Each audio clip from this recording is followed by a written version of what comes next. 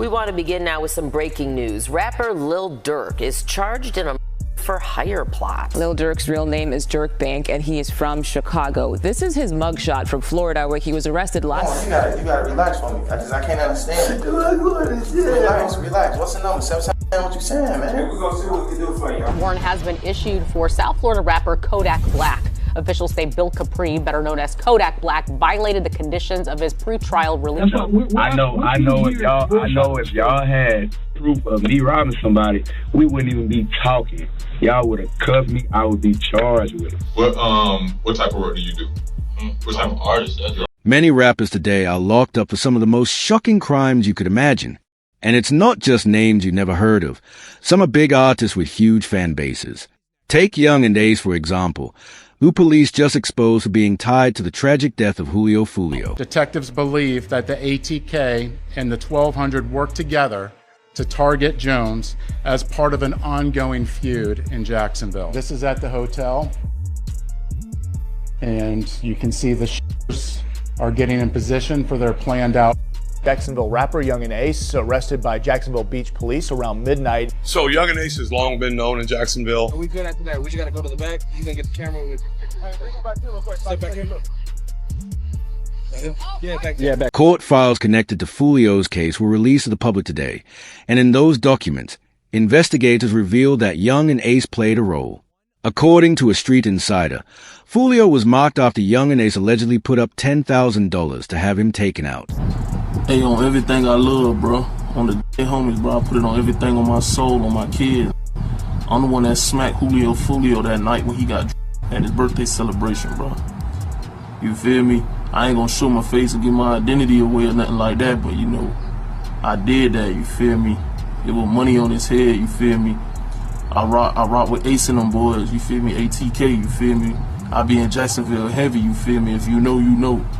But yeah, you feel me? I did that, you feel me? I handled that, cause, you know, Ace had that money on his head, you know, Ace had him put that 10K up, told me to slide, told me to cause you know he got tired of that nigga running his mouth playing all the time, you feel me? So what had to be done, you feel what I'm saying? So I just handled it, you feel me? It was what it is, bro. Authorities later confirmed this claim when Ace himself went on IG Live with his mom shortly after Fulio's passing, where he openly mocked Fulio in front of thousands watching. These are my best friends. Hey, chat, y'all know what's going on, though. Y'all stop playing with us, Talib. You talking for churches, but you know the go to our buff and get on your boy. And we want you that down, Fulio, Ludio, whatever. Cheers. During the trial, investigators also discovered incriminating messages on one of Ace's close friends' phones. The text included a disrespectful meme about Fulio, sent directly from Young and Ace's own iMessage account. The state presented a picture from Gathrigh's cell phone, taken one day after the murder, showing a bottle of Don Julio. The detective testified that, based on knowledge, this represents an insult to the rapper Julio Fulio. That alone was enough to connect Ace's crew, ATK, to the crime.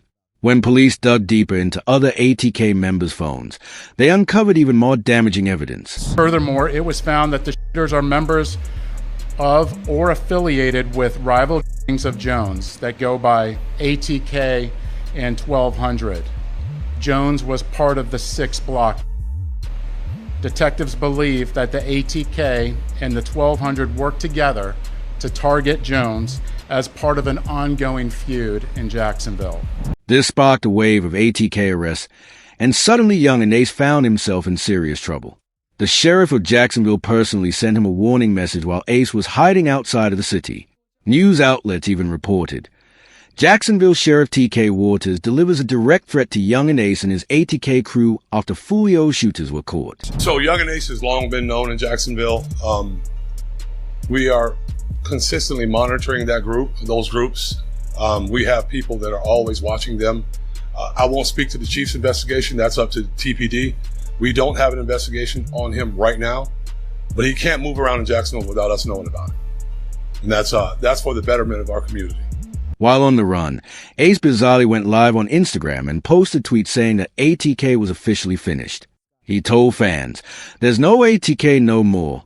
That's dead and gone," while sharing a video of himself literally fleeing from the situation. I say no more ATK, it ain't no more.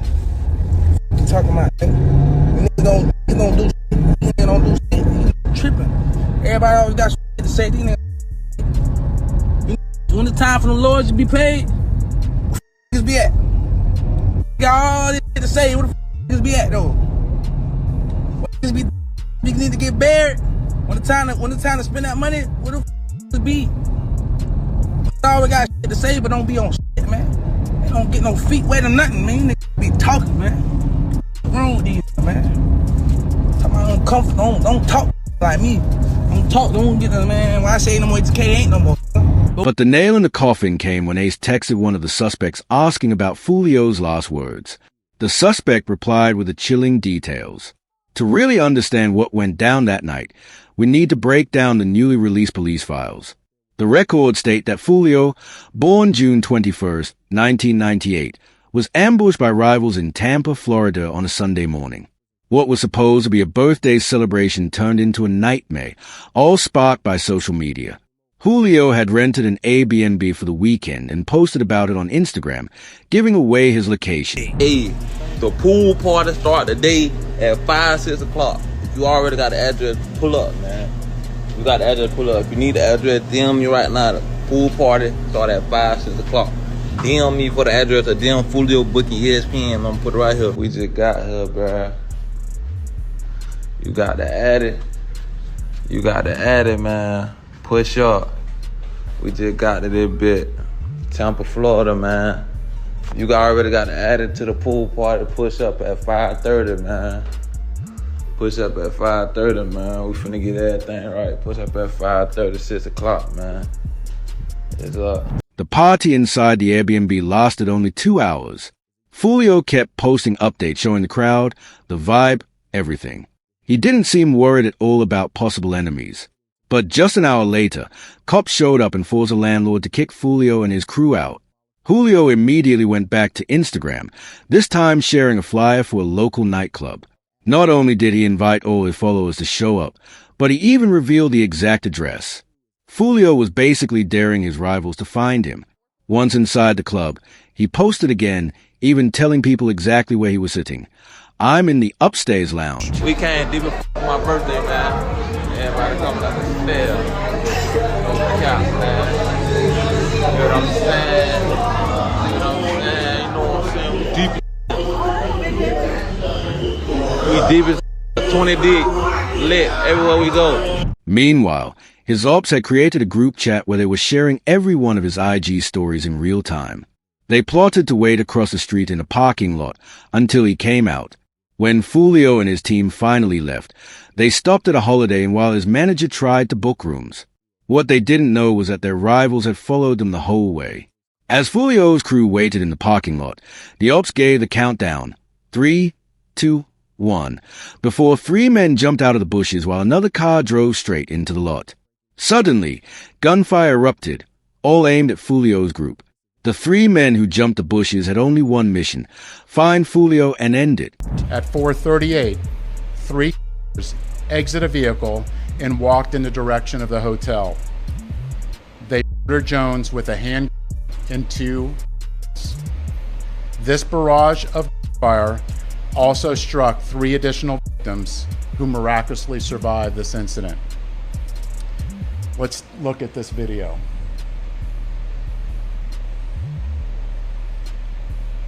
This is at the hotel, and you can see the shooters are getting in position for their planned out. In the chaos, all of Fulio's friends scattered, leaving him alone in his car, trapped and targeted by 3 ATK members. Just 30 minutes later, news outlets confirmed Julio Fulio had been killed. Shockingly, that same day Young and Ace dropped a diss track called Do It, mocking Fulio's death. His right-hand man also posted an old King Von tweet saying, "Game over. We won. Stupid." Even worse, Ace sampled Fulio's own lyrics against him. Fulio had once dissed Ace's fallen brother in a track, rapping, "Went out to eat on his birthday, for hit 3 dead the worst way, kept dissing on me and now we hit on 23. In response, Ace rapped in 4 in the car, asterisk 1 gone. 3 got hit, asterisk dropping it on Fulio's birthday, the 23rd. And it didn't stop there. Reports later claimed that even Fulio's mother was targeted multiple times, and she herself pointed the finger at Young and Ace as the one responsible. So now she's a mother. She's not involved. She was a nurse or whatever the case is. This is what I hear. She got 8 times. The police showed up and asked her, "Hey, ma'am, who shot you?" Guess who she allegedly said shot her? Allegedly, she said, "I got shot by Young and Ace." Young and Ace was on some type of supervised release at the time. Police go, I guess his probation officer say, "Yo, you got to come in now," and they're about to lock up Young and Ace for shooting Fulio's mom. Police were convinced Young and Ace had a hand in Fulio's death, so they dug until they had proof. After 2 months of non-stop searching, they finally pressured someone inside ATK to flip on Ace. And here's the key. This wasn't just about revenge for Ace's brother, 23. It also tied back to another loss, ATK Mitch. 1 month before Fulio was killed, he sat down for an interview and spoke openly about the beef in Jacksonville. He even revealed that there had once been talks of a joint track between the two camps, something meant to squash the violence. No record. Y'all probably didn't know this. Even though I said what I said, but bro, me and J.Dot Breeze supposed to be doing a Stop the Violence song. We probably gonna get that shit in motion. So I'm gonna just get that shit out the way for the kids, for the youth and shit. And yeah, we gotta make this look better, man. You and J.Dot Breezy have a Stop the Violence record coming. Yeah, that shit, it's talked about. I DM'd him about it. My big cousin wrote him about it too. He said he with it, I'm with it. But basically right now we trying to find a beat. But according to newly unsealed files, police say ATK faked a truce to make Fulio drop his guard. And it worked. He posted nearly 40 Instagram stories in a single night, constantly dropping his location. This also connects back to Mitch's death in 2022. In April of that year, officers pulled Fulio over while he was driving a Dodge Durango with illegal tinted windows. During the stop, cops quickly realized who he was and arrested him on the spot. From there, Fulio was thrown into back of patrol car and grilled about ATK Mitch's motor. Alright, so I ain't want to bring it up. I know you're going to be upset. Mitch, there's some texts I want to talk to you real quick about what happened to Mitch. How long is it going to take? Not that long. Depends on you. They just going to ask what you know about what happened. Fulio knew what was coming. Inside the interrogation room, detectives hammered him with questions, but he played it cool, lying through his teeth the whole time. I used to come to my mama's house. I used to stay on the corner. He used to come over there, show his, support. What type of work do you do?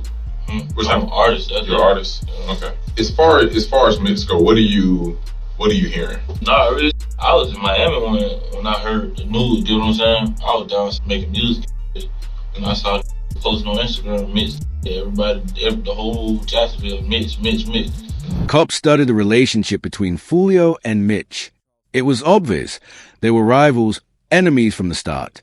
So detectives kept pressing Fulio on where he was the night Mitch was killed. All right, the reason why I'm here, I am lead on your friend's case. Ooh. You ain't have a friend who just recently got killed? A lot of friends that, recently? Mitch? Oh, yeah. So I'm lead on that. I don't know how close you guys were. Can you kind of give me just run down on y'all relationship when y'all met? How long y'all been partners or whatever? But Fulio stayed stone-faced. Even though detectives were certain he was involved, they couldn't pin him down. He flat out denied everything, claiming he didn't even know who Mitch was. Guys, if you may know or hear something, that'd be helpful as well. Because if you know his mom, you can sit up there and call his mom, then I'm pretty sure you would want her to have some answers as well. My little brother, I don't know who did. I don't know. I ain't here. That's what I'm saying. You will never know. You know what I'm saying?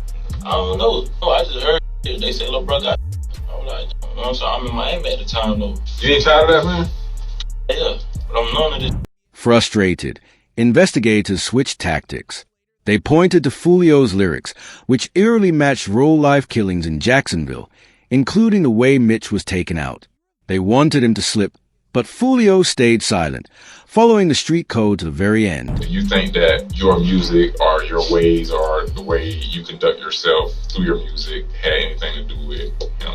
Nah, because even before I was rapping, it was, you get what I'm saying? Like, you can't just say it's my music, that's why somebody, you get what I'm saying? Okay, do you think it influenced someone or triggered someone, like the way y'all going back and forth with this. Do you feel that way? No. A song can't make no do nothing, bro. And that silence came back around.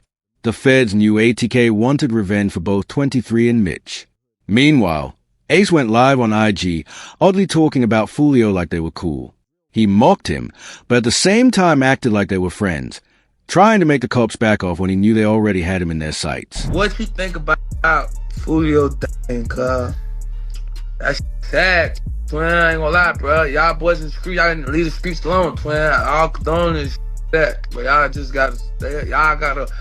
It's so funny, cause me, bro, like we cool, like we was cool and shit. You feel me? Me and him, like we cool. I was just so funny. I was just talking to them. I'm like, bro, you gotta stop the way, bro. You know, love y'all here. Like, stop the way, real shit. Like, you know, I with your real shit. Stop the way. Then the real hammer dropped. Police released evidence showing Ace had allegedly paid 5 men, Alicio, Isaiah, Sean, Rashad, and Devon, to carry out the hit. From that moment, they labeled Young and Ace as a mastermind, the kingpin. Venues immediately started canceling his shows, drying up his income. Without money, Ace couldn't even put together a solid legal defense. Jacksonville police and shit. I don't know how they be doing this,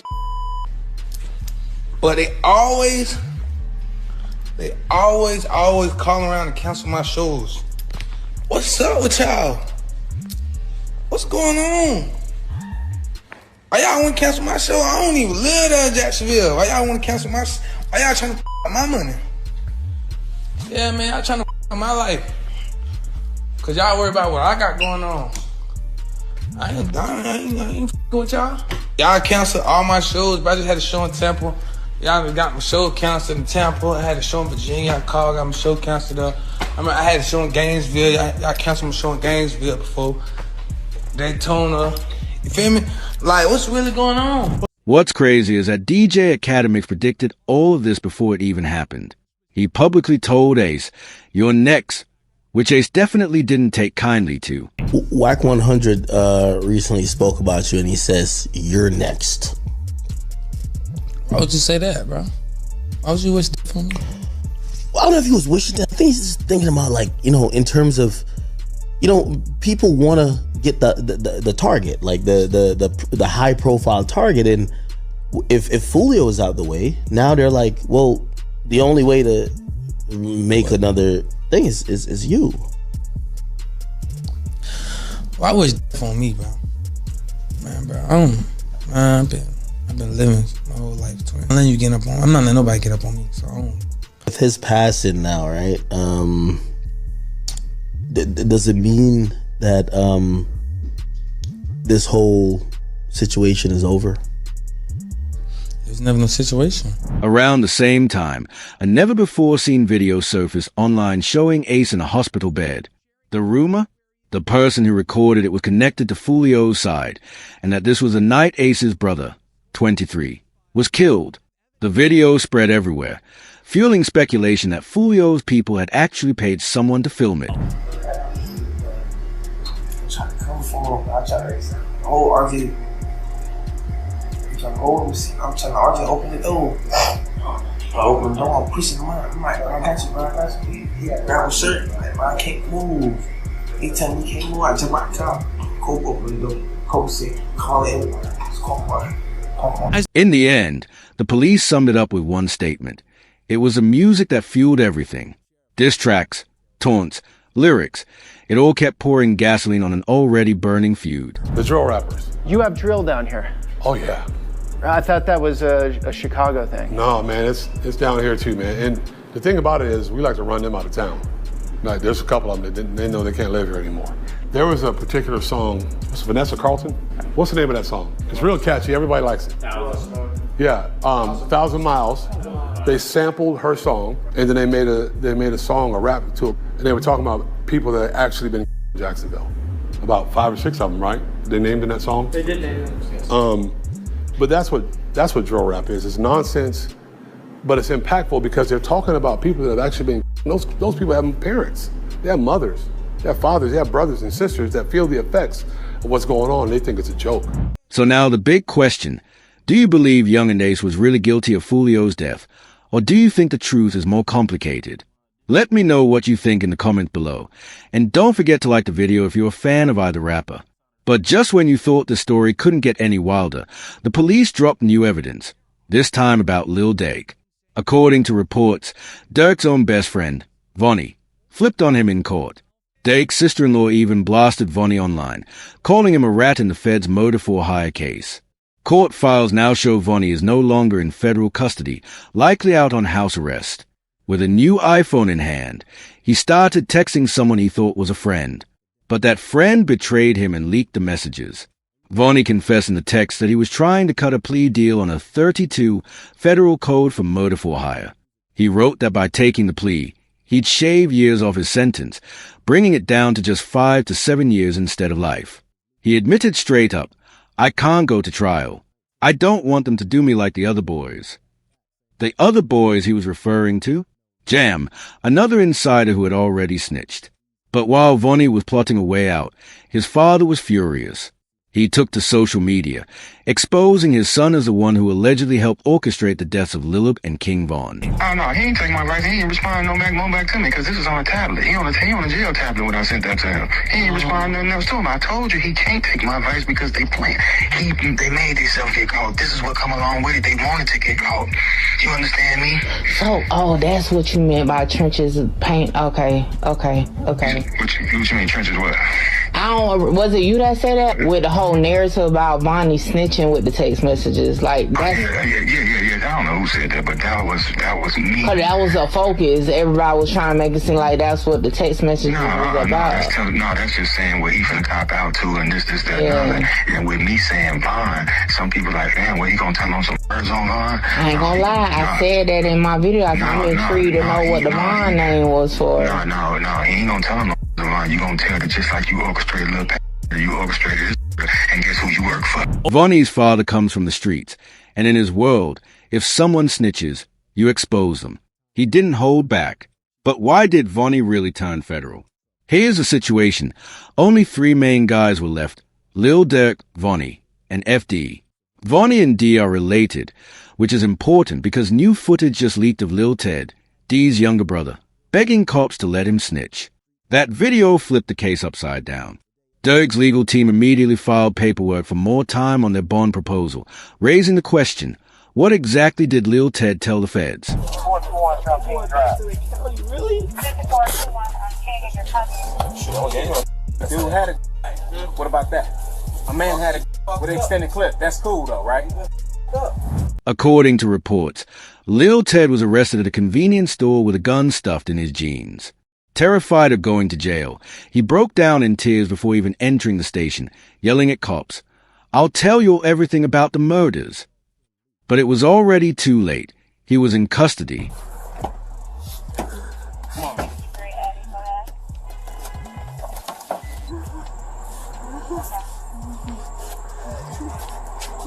Hey, stop it.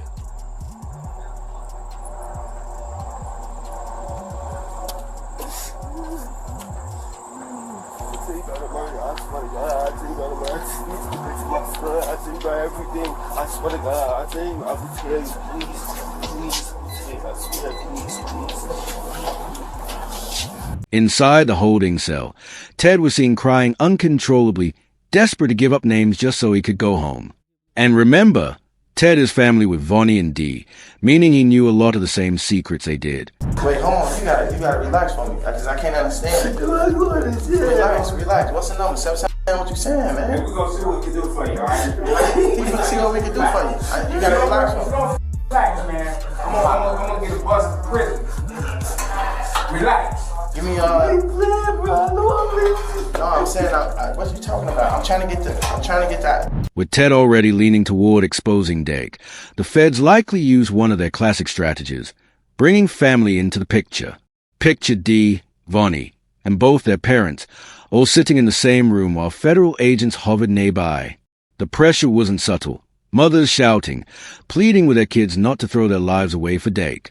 In that setting, it wouldn't take much for someone to finally give in and start talking. I just left the courtroom for the bond hearing for my son, for the third time. This time it was very fair. The judge was very fair. He wasn't pro-prosecutor. He wasn't pro-defense, but he was pro-justice. So he listened to all the evidence, and he's going to give a ruling in the next few days about what his position is for the bond. But we were very pleased at how it turned out. So continue, family, friends, and fans, continue to keep us in your prayers, and we thank you. And inshallah, God willing, this be victorious for us, that we have a good ruling in our favor. When you line up the pieces, it's hard to ignore Dee's sudden shift, Vonnie's nervous behavior, Ted openly pointing fingers. It all paints one picture. Too many cracks in Dirk's circle showed up at the same time, and the feds are experts at widening those cracks until someone breaks completely. Right now, the search is on for 3 people who police say at a Savannah rapper, a member of his entourage. It happened in Los Angeles, and cameras captured the aftermath. This man, a passenger in that car, frantic at the sight. Dirk himself might not have pulled the trigger, but loyalty doesn't shield you when the evidence piles up. The system works differently. It isn't just about who fired the shot. It's about who gave the order, who provided the money, who drove the car. And if Ted really did hand over details, the feds wouldn't stop until they built a case big enough to trap Dirk forever. This is a real victory. Now that demonic force was a dark force. It was a dark energy. I think we now finally get to put that fire out. I don't think we'll hear drill music ever again. I don't think drill rappers would ever be celebrated ever again. Down goes the drill. So this is a victory for law-abiding Americans who like hip-hop music but don't like the killing part of it. The craziest part? People inside say the feds already had Vonnie's statement on record. If that's true, then Dirk's camp wasn't just battling rumors anymore. They were fighting documented testimony. In federal court, once one domino tips, the rest usually follow. Shit, I was just protecting my little brother. When you did finally find out that it was King Von who did it, how'd you feel? I was like, damn, if Brian did that stupid shit last night, he still would have been alive. That's how I was. But I was like, shit, I ain't no the type person I am. Like, I'm a humble person. I ain't no disrespect to like his mama saying fuck him and shit like that, because I could easily get on that type of stuff and be clout chasing type. Like, I ain't on that type. I'm a humble person, but it's like they ain't never popped that shit off. That would have never happened like that. That's the danger when multiple people get locked up together. All it takes is one weak link, one person who doesn't want to lose their 20s and 30s in a cell, and the whole operation crumbles. Prosecutors thrive on this. They'll dangle lighter sentences, play emotional games, even put relatives face to face until someone finally gives them the story they want. Whoever on my side, they got kids and a mama that 100% love them. And at the end of the day, bro, all this bull that we talking about is stupid. That could have been handled a totally different way. It could have been handled to the point where a song and $3-4 million could have came out. Or whatever, like that could have got handled in a legit way, in a music way. The Chicago streets know this better than anyone. On the outside, loyalty sounds like the golden rule: never fold. But behind bars, when time stretches in front of you and your family is crying, that golden rule starts to bend. And the feds were banking on exactly that. The other allegation they backed away from, which is huge, it shows the weakening of the case.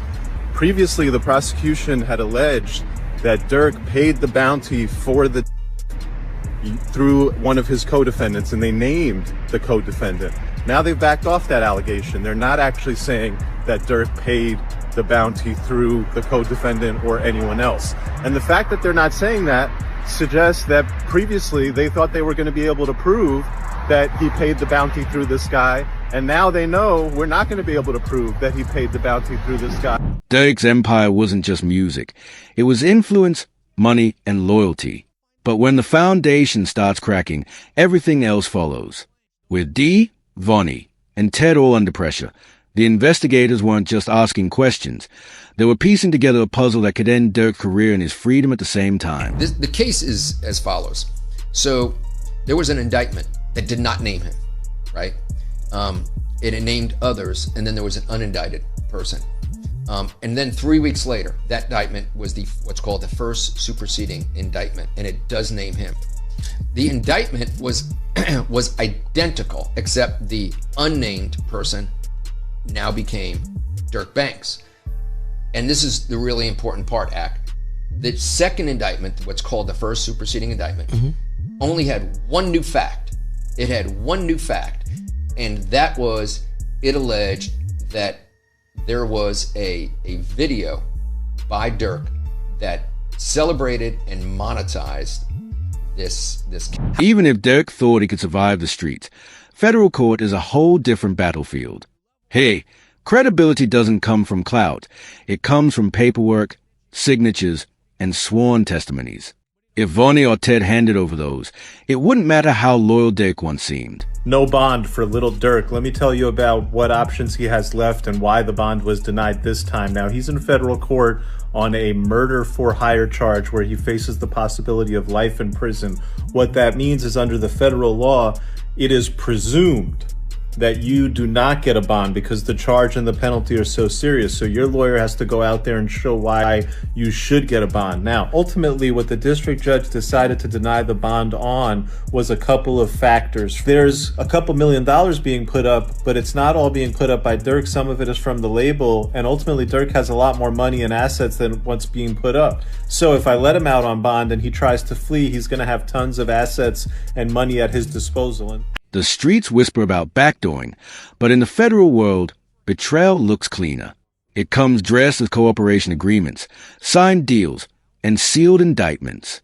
By the time the paperwork surfaces, the damage is already done, and the person on top often doesn't see it coming until it's too late. There's a guy named OTF Jam.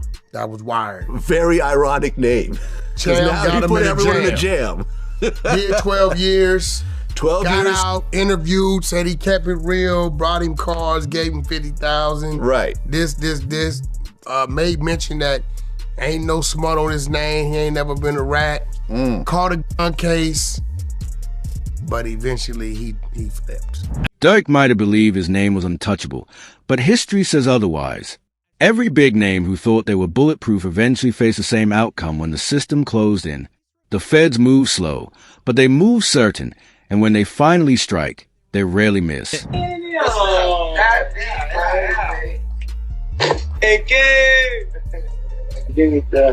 Check on your man. I heard you got his head. I ain't gonna lie, man. Hey, when I was growing up, I don't have a dare. Architect. Having a who? I'm having a dare. School's out of town. It's almost poetic. The very people Dirk lifted up could be the ones tearing him down. The people who once shouted his lyrics, rode in his cars, flashed his lifestyle, now sitting in tiny rooms under fluorescent lights, signing statements with trembling hands. I see from a mile away. I don't think people realize that. I can have a conversation with you for 5 seconds and know your cooperate. And here's the kicker. In the end, it might not even be about who really did what. It's about who the feds can convince a jury to believe. If Dee or Vonnie take that stand, pointing fingers, the weight of their testimony could bury Dirk deeper than any street rival ever could. Nobody is ever allowed to my house. It be my best friend never been in my house. For real? I promise. Your best friend? I promise. Like, it's people like that I just don't allow around my girl and my kids, cause it's like I'm just a different type. I'm not the. We're gonna have family night at Dirk house tonight. It's the. Everybody at Dirk's crib. Yeah, we gotta. Everybody getting watched. We gotta watch everybody. Hey, they go too close to them kids. You know what to do. Like, that's how I play. Like, I don't play. I see from a mile away. I don't think people realize. People on the outside might argue, swear loyalty, scream about conspiracies, but courtrooms don't run on loyalty. They run on narratives, evidence, and the government's ability to sell their story. And the government's story was shaping up to cast Dirk as a mastermind. You know what's his name, bro? Steady crying, huh? He's steady crying. Feed him. Feed him. Get the milk, bro. Get the milk for some baby mama get the tripping, bro. You see that? Feed for my him. baby. That's really how y'all hold y'all babies, ain't it? I gotta hold my money like this. It's too much. Crazy though. Motherfuckers sitting up there doing all this. Sneak this and the internet games and all this. up some money, do something. Like, we winning, bro. I can do whatever it is I want to do, I can do it. Just buy what I want, do what I want. Y'all can't do that, bro. Goof. Bro got out what? You know that we did. How many you did all? And the year I did it now? Yeah. That's your latest bit. 12? 12. That boy popped out 12 years. Yeah. So much money. We really was just getting in order to just figure out the lanes, man, boy. So here we are. A superstar who rose from Chicago's harshest corners now staring at the possibility of losing everything. Not because of a rival gang, not because of an enemy on the streets, but because the people closest to him, the ones who knew his every move, might have decided to save themselves by sacrificing him. The solitary stone. We just looked at him. Let's go over there. What up, bro? Boss, you good? My boy. Let's go. They got real in here, man, because he just stepped in. The money man just stepped in. Even with the odds stacked heavily against Lil Durk, there was still one final card left to play. His attorney sat down with DJ Academics, who asked the big question, would Durk ever consider a plea deal? Without hesitation, his lawyer Drew replied, no. We're taking this all the way to trial. You know, likelihood of a plea. I think a lot of people have seen like this. Seems like it's a do or die thing. This is kind of like it's going to be like a 1 or 0 type of situation. You're either or you're not. Is Durk, from your understanding, or you as a lawyer right now, as his criminal attorney, are you open to possible conversations about plea deals? Are you thinking, no, we're going all the way? Would you entertain it, just entertain it, because that's your job to listen to it and maybe present it to Durk, or that's just off the table? It's a conspiracy commitment case. It's an all or nothing case, and he did not participate in a conspiracy to commit. And so there is no alternative. It's a life sentence, potential life sentence. So this case is going to go to 12 people. That confidence wasn't for no reason. Durk's legal team had been holding on to a strategy the whole time. Their argument was simple but powerful. Everything Durk said online, in songs, or on social media wasn't criminal activity. It was artistic expression. Just like Young Thug's case, it all falls under the First Amendment. There's a First Amendment argument here, right? That this violates the First Amendment. Can you talk about that? Right, for sure. I mean, I'm expressing myself. I can say the things that I want to say in a rap record or any kind of record. And you could go back and there's country records and there are pop records and there are R&B records that talk about all kinds of things. It's just that there's this notion that with hip hop, quote, glorifying violence, that suddenly now we're going to use these things to prosecute them. But does that mean that the free speech, First Amendment has gone away? No, absolutely not. He can absolutely rap about what he wants to rap about, and that doesn't mean just because the story is violent. That approach suddenly made Durk's chances look much stronger. In fact, several legal analysts online predicted he could walk free, the same way Young Thug had been released. The question is, do you believe Durk will actually beat this case? We've seen it happen quite a bit. I don't know that I'd say it's been persuasive. I think the biggest example we look at is Young Thug down in Atlanta. They took a lot of his lyrics, and even though technically speaking, ultimately they got a conviction, he actually walked out on time served. Most of the people that were prosecuted didn't end up being convicted, and I don't think anybody would call that prosecution a successful prosecution. And so, you've got freedom of speech issues. Does it mean that just because I'm saying something in a rap song, it typically is a rap song, does that mean that I actually did something? And this is an extra interesting twist here because Lil Durk's attorney is saying, well, this song was actually released months before. If you want to see Durk free, drop a like on the video and let me know in the comments. Do you think he's innocent or is he guilty? But while Durk battles a fallout from snitching inside his circle, another rap star faces nearly the same problem. YNW Melly. We're breaking the case of a double in Miramar. 2 people now behind bars, including a South Florida rapper. That's right, and take a look here. Just moments ago, we obtained this rapper's mugshot from the Broward County Jail. Local 10 News cameras were rolling back in October outside the Miramar Memorial Hospital emergency room. Detectives say the 2 arrived here in this 2018 Jeep, the back windshield appearing to be up. Melly's retrial was just pushed all the way back to 2027, and the reason is one word: betrayal. His co-defendant, Y&W Bortland, is reportedly working on a deal. Court documents show the 4th District Court of Appeals issued a stay, delaying the trial while prosecutors negotiate. On top of that, a no-communication order was filed, separating Melly and Bortland completely. No calls, no lawyer conversations, nothing.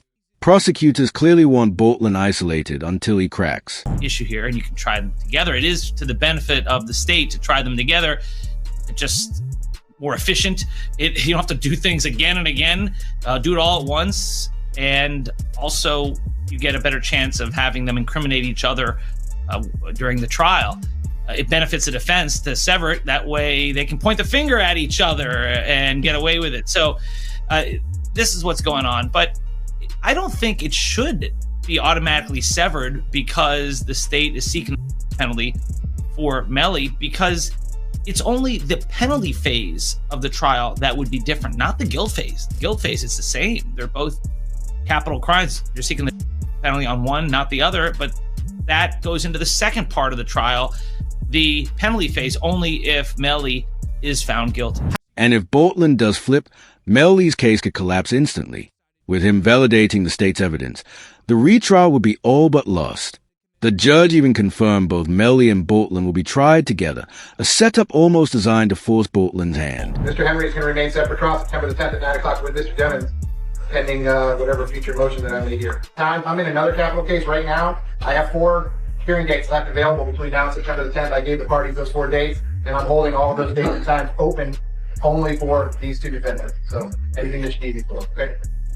Yes, sir. At a recent hearing, Judge Martin Fine made it official.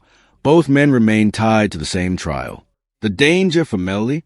Bortland may not be willing to spend life behind bars just to protect his childhood friend. Remember, Melly's own defense once tried to push the blame onto Bortland during the first trial.